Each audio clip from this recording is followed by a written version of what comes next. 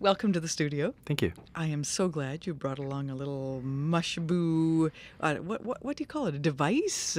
We call it a mushroom growing system. Mushroom growing system, an MGS. There you go. Yeah. To have a look at. It's so tidy and tiny and attractive. I'm surprised. Oh, thank you. That was a lot of the design was making a mushroom is essentially a digestive organism, and they don't necessarily look the greatest when As you they're see the digesting? underground. Exactly. So the idea was to package it and hide it, and have it something that you would sit on your counter. You could have it in a design studio or in a floral shop or in a coffee shop. Yeah, it's about like a little. It looks like a little bamboo canister, really, with a nice kind of a little clay ceramic thing sticking out of the top. Yeah. I have to know how a guy who grew up on a farm in the prairies ends up growing mushrooms in Vancouver. I have to know a little bit about that trajectory. Oh, it was quite a wild ride, I guess. I moved off the farm.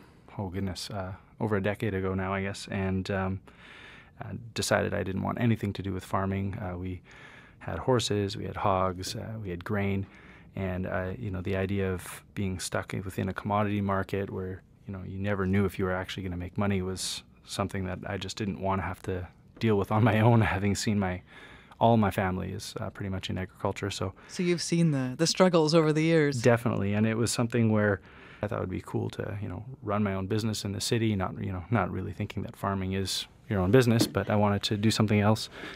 So I actually worked for quite a few years, got a job working in finance and started my own business actually.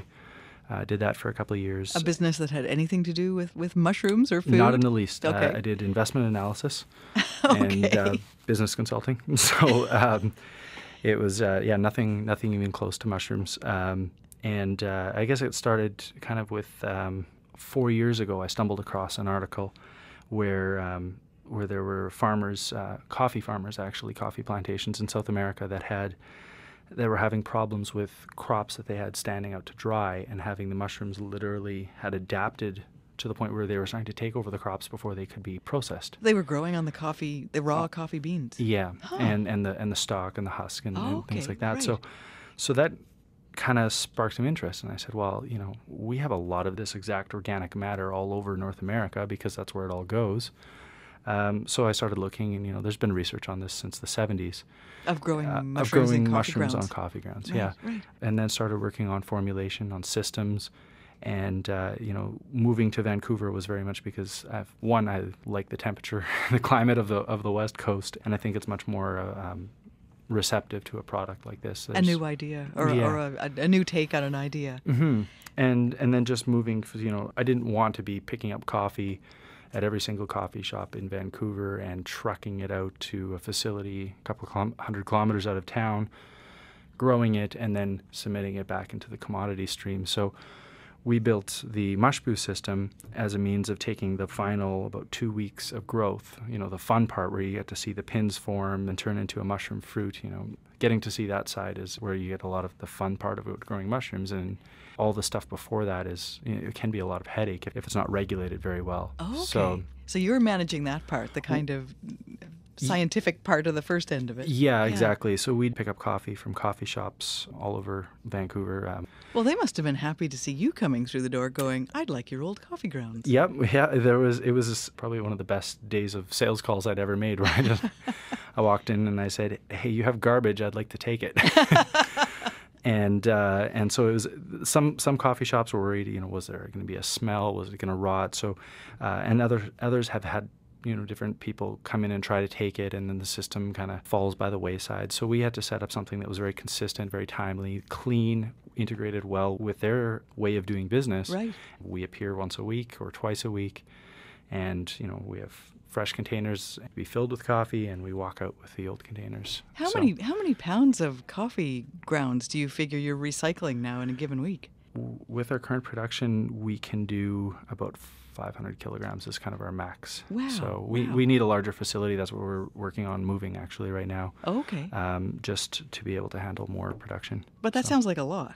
It is a lot, yeah. So it's a lot of work right now for sure. I find it interesting. You mentioned your finance background, but it sounds to me like there was a lot of research, scientific research, that's gone into creating this system.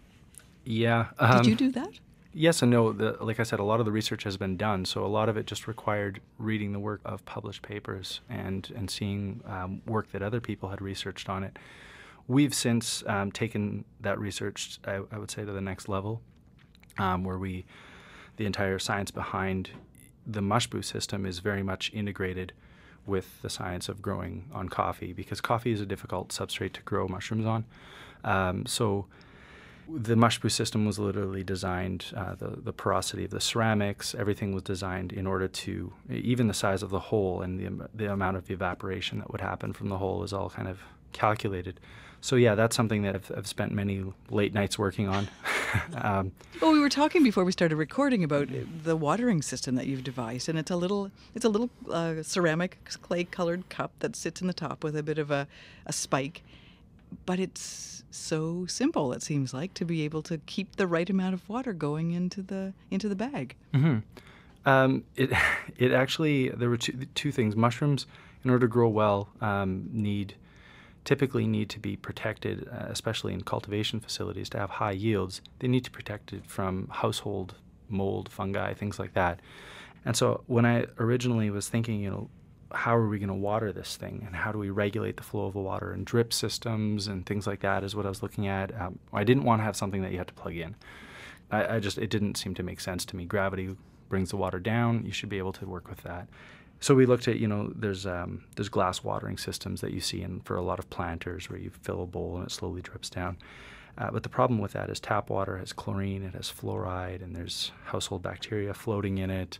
And chlorine and fluoride will also affect the growth of the oyster mushrooms growing here and negatively affect them. So the bowl is open in order to allow the chlorine and the fluoride to burn off. Oh, okay. Within usually about a 24-hour period. So you don't have to worry about having a cup of water sitting on the counter to water your mushboo tomorrow. You can just take it directly from the faucet into the bowl. And I guess the idea of filtration, I was camping and I have a water filtration system, and I was kind of toying with this idea, and all of a sudden I was refilling my water bottle, pumping, and I stopped and I looked at the water pump that I had in my hand, and I kind of took it apart, and I just stared at the ceramic filter that was there, and I was like, that should work. So then it was a matter of talking to someone who knew more than me to say, how do we make this idea into a working prototype and now into production? Well, this sounds like a great win-win. You're picking up the coffee grounds, you're making use of them, you're having a local ceramics person create the water system, and you're making food for people, and people are growing food in their homes. Yeah. It all sounds pretty good to me. What's the downside here? What am I missing?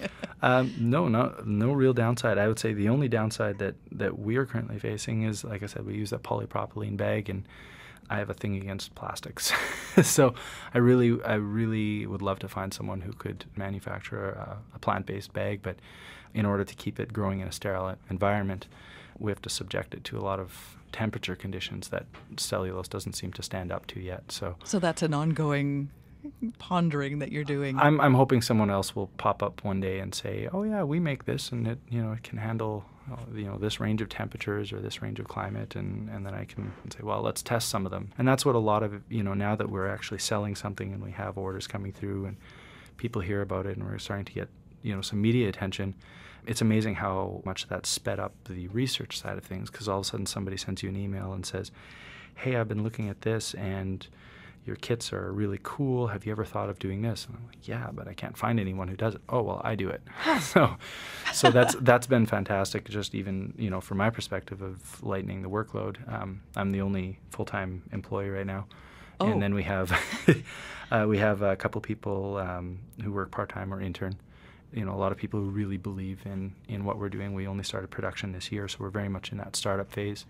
And, and we're kind of moving into that first round of being a small business that a bunch of people are hoping to get off the ground, to now where we're talking to different financing agencies to look into either investment or financing, and kind of taking Mushboo into a real citywide project, and eventually be able to branch out and take waste from other cities as well.